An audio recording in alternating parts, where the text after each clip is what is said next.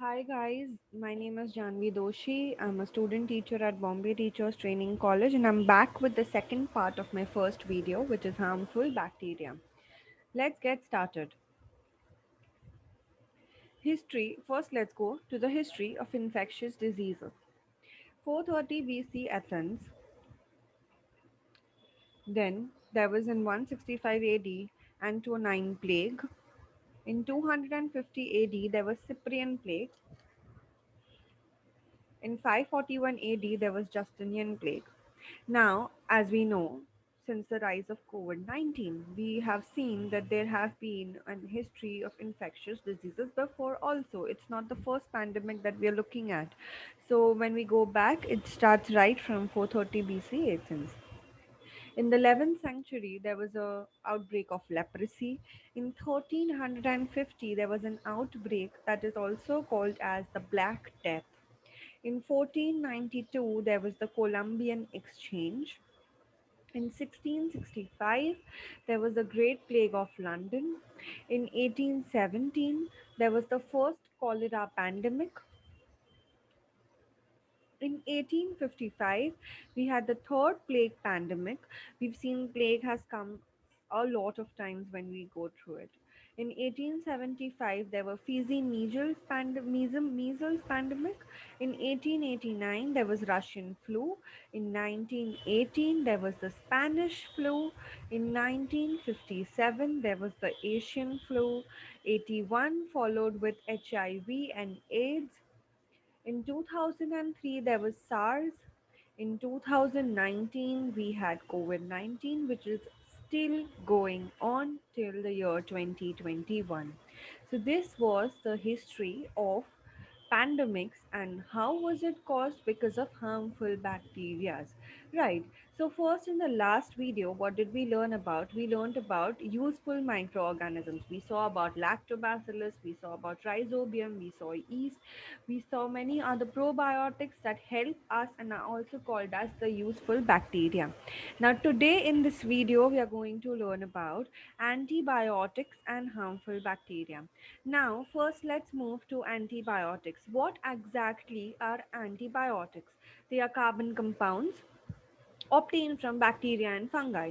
Now, your question to me would be that if we use antibiotics to help us fight against the bacteria in our body, how can it be obtained from bacteria and fungi? My answer would be there are certain useful bacteria which produce these pigments and these substances, chemical substances, which help us in fighting the other harmful bacteria. So that's why they are obtained from bacteria and fungi, but yet it prevents and destroys the growth of harmful microorganisms. So they mainly act against bacteria because antibiotics, in the name it's there, biotics, that means it acts against the bacteria and sometimes against the protozoa as well. Now, there are two types of antibiotics. One is a broad spectrum antibiotic and one is a narrow spectrum antibiotic. What does broad spectrum antibiotic mean? When pathogen is not recognized.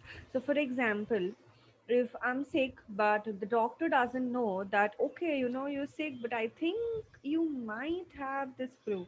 So, he may give me the medicine according to that particular perspective of it. So that again becomes a broad spectrum antibiotics, right?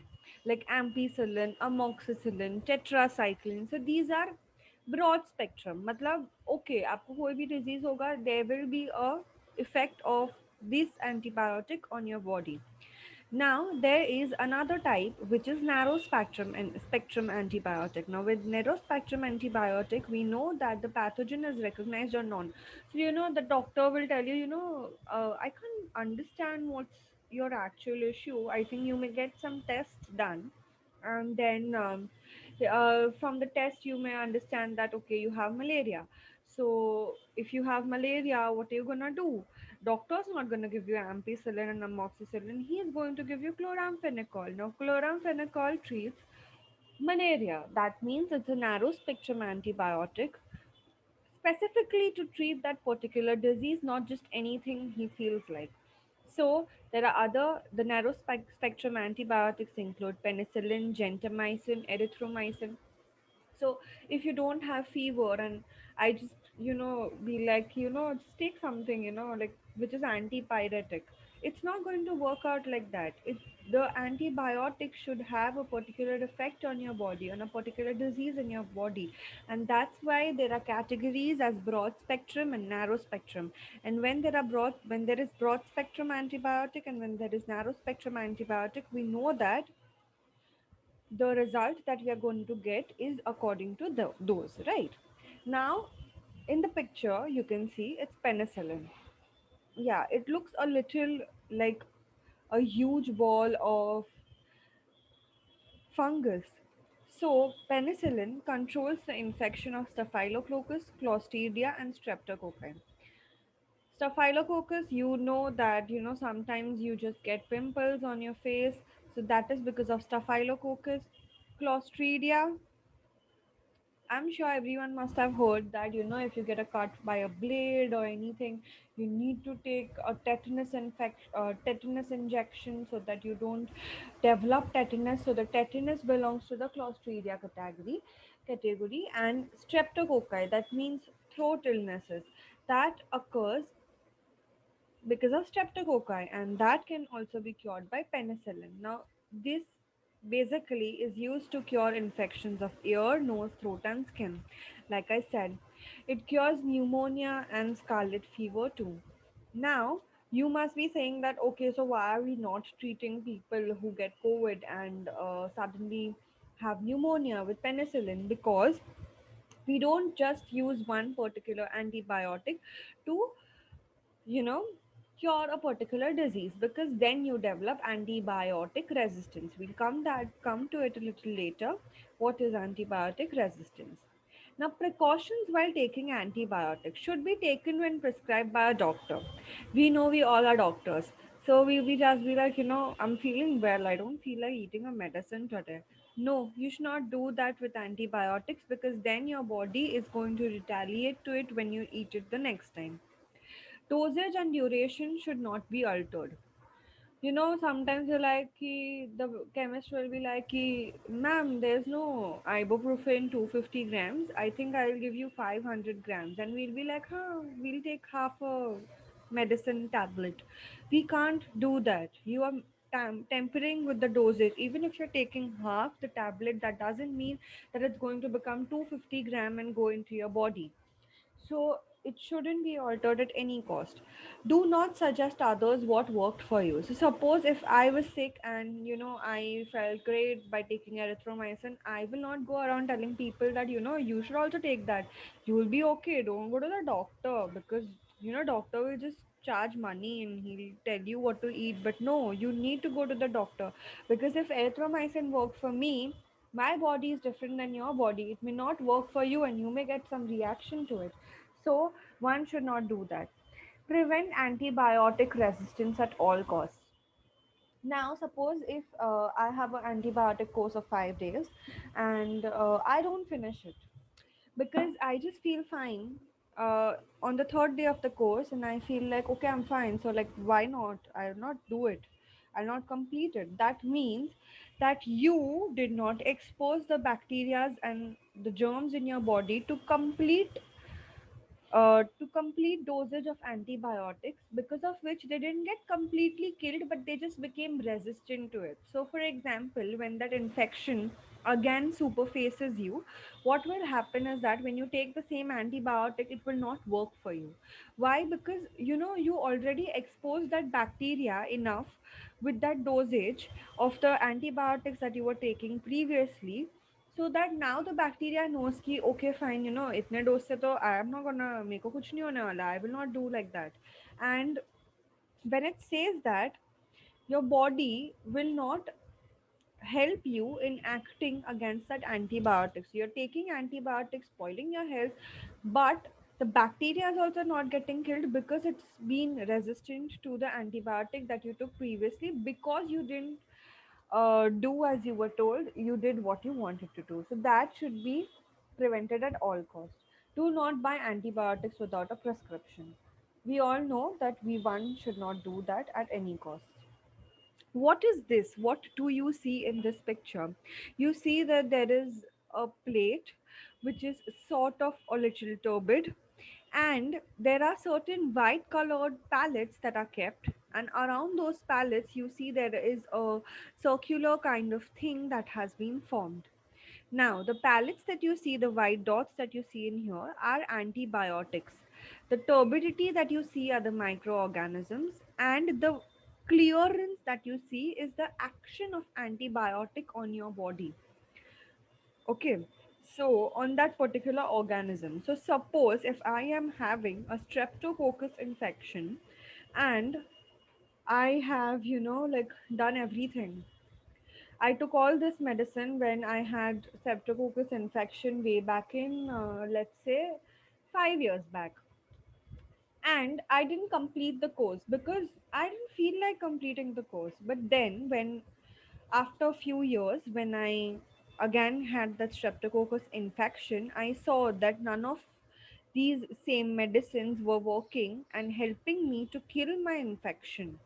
So you see, there is not much clearance on this plate. So what does this tell you? This tells me that my antibiotics are not working, and when my antibiotics are not working, that means the organism that I am testing it against have become antibiotic resistance, and this is one of the major problems that we often face in our day to day lives, because we'll be like, okay, it's not working, this medicine's not working, maybe I have something else. No, you have the same infection, but just that the antibiotics that you're eating are resistant to the infection that you are now having. It's not always that, okay, you develop your antibiotic resistance, could say. It may be that someone else has an antibiotic resistance infection and they give that infection to you, and then even you can't be cured. So there has to always be a combination of antibiotics that should be administered. So for example, if I am having a sore throat, I'm not just going to take one particular antibiotic, because I know that sometime later in life, when I have the same infection, that bacteria might have grown resistant to it. So instead, I'm just going to give a combination of antibiotics, and that's what doctors usually do these days. Right. Now, let's come to harmful microorganisms. The first and the most harmful microorganism that we have is Clostridium. Now, bacteria that spoil cooked food are called Clostridium. So, food should never be kept open. Cooked food should not be kept open in like for half a day and then you eat it. No, it shouldn't be done like that. More than 100 free living bacteria in the environment, soil, and your gut. Your gut means your intestine. And there are so many organisms that live free, Clostridium organisms that live in the soil. So whenever they say that, okay, you fell playing and you are bleeding seriously, you need to go and get a tetanus. Yes, you need to go and get a tetanus, because there are thousands of Clostridium into the soil, which is going to cause you disease in the future. Now these are rod shaped. You can see that these are rod shaped. They are bot they produce bottle shaped endospores. Now, do you see these small bulb like structures? They're endospores. So, when the condition is not favorable for this type of bacteria, no, they're very sly. What they'll do, they will not reproduce. They'll just go into the dormant resting phase. They will rest unless and until the condition is favorable. So when the condition is favorable, this endospore is again going to work itself out and then produce more bacteria. But till then, they are not killable because of the endospores that they have.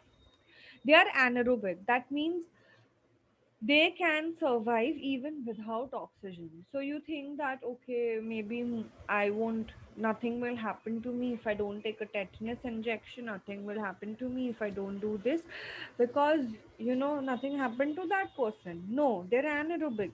They can survive without oxygen, and you need to take precautions against it because it's a harmful bacteria. Now we only keep on saying tetanus, tetanus, tetanus, but there are other types of Clostridium also. Now there are four types. First one is Clostridium tetani. What does it cause? Tetanus, obviously. How is it caused? Spores enter our body through deep wounds. We know that. What happens then? You have stiffness in your jaws, in your muscles, and you need to take a vaccination, which is also called as TT, and cleaning wounds effectively. So, you must have fallen down and then you continued playing and you're like, nothing will happen to me. But by that time, the clostridium's already entered into your body, and then, there is a huge infection that the bacteria may cause. Then the next one is Clostridium botulinum. What does it cause? Botulism. What is botulism? It's basically a stomach discomfort. Now, how is it caused? By food and wounds? Again, you have muscle weakness in this. So, if you have not cooked the food properly, then you are not going to be able to, help yourself from not getting botulism. Okay, and to prevent this, or the treatment for this would be probiotics and antibiotics. So, antibiotics to first kill the organism, and probiotics to establish good bacteria in your gut again. Then you have Clostridium perfringens. Now, what is Clostridium perfringens? Foodborne illness, uncooked food that people eat. This causes diarrhea and abdominal cramps, all that. So, what precautions should you take? You should eat cooked food. Now, that doesn't mean that you can't eat salads. You can eat salads, but you have to wash it properly, not just pick it out of a tree and start eating. No, you need to take precautions while you eat. And what's the treatment if you get Clostridium perfringens? It's oral rehydration. Obviously, diarrhea and abdominal cramps both are going to dehydrate you. And when they dehydrate you, they take out all the water from your body. So you need to drink ORS and electral powder mixture, and you need to drink a lot of other stuff that helps your body keep rejuvenated. Okay. Now, Clostridium difficile. It causes CDI, Clostridium difficile infection. How is it caused? It can caused by food, watery diarrhea, fever, abdominal pain, all of that.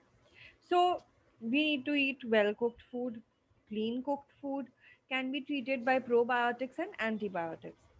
Right.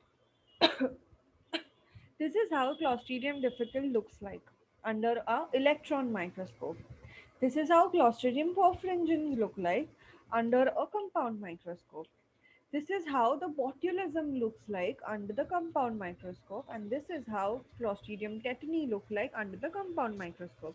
So you see that tetany and botulism have spores, so they can survive more better than the perfringens and Clostridium difficile. So we need to make sure that the bacteria do not in any case enter our food or enter our body. The next one are other disease causing organisms. Now there are viruses. Viruses, what do they cause? AIDS. AIDS is also called as acquired immunodeficiency syndrome. Now, how is AIDS caused? Milk of mother suffering from AIDS. So, if I'm a mother, I'm suffering from AIDS, and I feed my milk to my little one, then that person will also get AIDS. Then the other one is hepatitis. So, hepatitis generally occurs by contaminated water and food. Then you have influenza. Influenza, we all know, contact with an infected person. Then we have measles and chickenpox. We know that people say that, okay, he has chickenpox, stay away from him from some time. That's because you get it directly when you come in contact with that infected person. Then you have dengue because of a mosquito bite. So we can't say that, okay, this person has dengue, so you will also get dengue. No, you don't get dengue like that. It's a virus, but it only gets transmitted via a mosquito bite. Then you have bird flu and swine flu. Some years back there was a swine flu outbreak. So how did it occur? It occurred because of contact with infected birds and animals. So one must take precautions. Now, the bacteria. Bacteria, what happens with pneumonia? Pneumonia is a droplet infection. We know precautions that we've been taken for COVID-19, that you should not get pneumonia. How do you not get pneumonia? You wear a mask so that if someone who has pneumonia, his droplet infection does not infect you. Right. Then we have leprosy. Now, leprosy is something that we've not seen over the years for a lot of period of time, but there are still some people who get leprosy and they have half bitten nose, half bitten ears, and they look like very deranged. So we don't. So when we come in contact with such people, you may also get leprosy because they're in the wounds and the infected places always give out saps, and these particular thing when they give out, what happens is that when you come in contact with the infected liquid or the infected part of that particular person, you're going to also get leprosy. Then you have cholera. We also saw that cholera pandemic had taken place. Contaminated food and water. Generally cholera occurs in places where there is lack of hygiene, like they prepare food anyhow, the water is also not clean, they don't have the capacity, or they don't have the means to have clean water or clean food. So that's how cholera takes place. Now, protozoa, we know one of the diseases caused by protozoa is malaria. It is also occurred due to mosquito bite. So it's not like that you have malaria, I will also have malaria if I come in contact with you. No, it's only when a female anopheles mosquito decides that okay, I want to bite this person, that's only when you get a malaria. Then fungi. The most important thing that we all suffer from is dandruff. So if someone has dandruff and I come in contact with that person's dandruff, then I will get dandruff too. Then there's ringworm. Contact with infected person, we see a lot of advertisements that they make, that ring guard and all of that, which prevents the formation of such fungal diseases. And then you have scabies, which you come in contact with an infected person or a dog or any pet animal, so you may get scabies, right? So one must at all costs take precautions so that they do not get this thing. Now, there are certain foods. How do you preserve the food? Adding artificial preservatives, right? Oil. Where do you add oil in? In pickles. You add salt, again in pickles. You add sugar, again in pickles. There are so many things that we can store for so long. We can convert it into different substances that we want to eat by adding of preservatives. We dehydrate the food, and we've often seen that dehydration of food, like they dehydrate the food and then they seal pack it in a vacuum and then they transport it abroad. You have those easy to cook foods. What are they? They are dehydrated foods, right? So you mix a nor soup packet in a hot boiling water and you get a soup ready out of it, right? So this is how a dehydrated food is being preserved. Then how else are you going to prevent a harmful microorganism to enter your body? First, we all need to maintain hygiene. What's the importance of hygiene? What do you do when you come from out to your house? You wash your hands, you uh, maintain clean hygiene, you brush your teeth every day, you have a bath, you maintain a regular healthy living lifestyle. Not that okay, okay fine, I'm just a little bored today so I'm not going to wash my hands. Okay, you don't wash your hands, but then you will get a disease. So, or an infection, not as such just a disease. So one must at all costs have hygiene maintained, and it is very important. We have been hearing since almost 2 years that you should wash your hands, you should whenever you come out sanitize yourself, then go eat or then go do some other things. So this hygiene is something that we must all give importance to, and it should be taken into consideration. I hope that whatever we've learned today in today's class about harmful microorganisms and antibiotic resistance is clear to you all. If you all like my video, kindly share, subscribe, and press the bell icon for more updates. Thank you.